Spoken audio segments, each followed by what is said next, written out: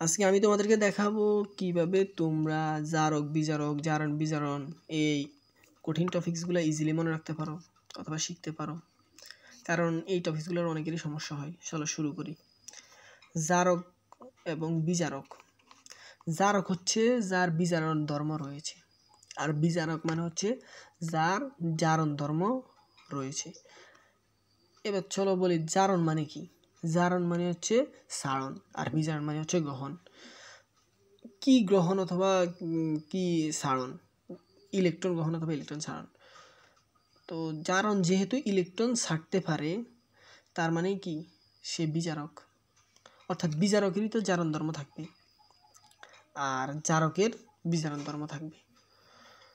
তো বিজারকের যেহেতু জারণ ধর্ম রয়েছে, সে অন্যকে ইলেকট্রন দিয়ে তার সক্রিয়তা হ্রাস করবে,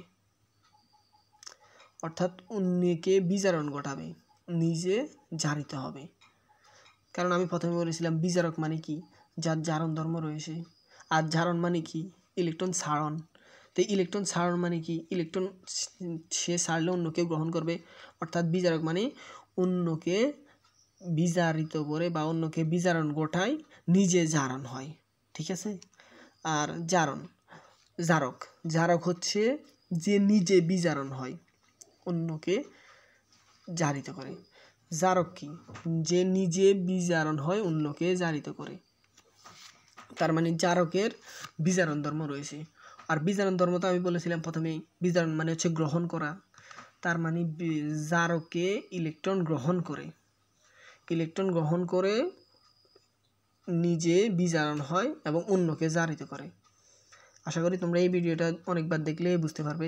এখানে আমি তোমাদেরকে একটা উদাহরণ দিয়ে দিছি। জারণ দেখো, জারণ এখানে কি হচ্ছে, সোডিয়াম একটা ইলেকট্রন ত্যাগ করে সোডিয়াম প্লাস আয়নে পরিণত হচ্ছে।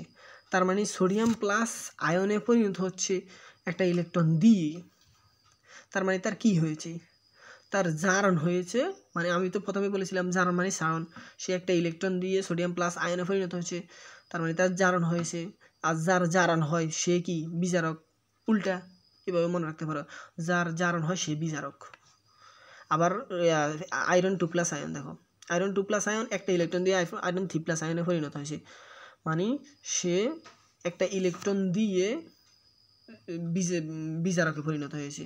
কারণ আমি প্রথমে বলেছিলাম বিজারকের জারণ ধর্ম রয়েছে। আবার পরের উদাহরণটা লক্ষ্য করো, বিজারণ।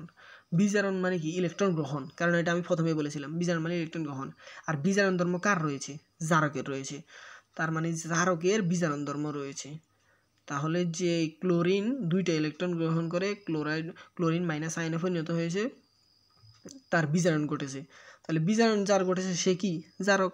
আবার একইভাবে কপার 2+ আয়ন 2টা ইলেকট্রন গ্রহণ করে কপারে পরিণত হয়েছে, তার মানে তার কি করছে, বিজারণ ঘটেছে। যার বিজারণ ঘটছে সে কি জারক। আশা করি তোমরা বুঝতে পারছো। আর কোনো প্রশ্ন থাকলে তোমরা করতে পারো। ধন্যবাদ।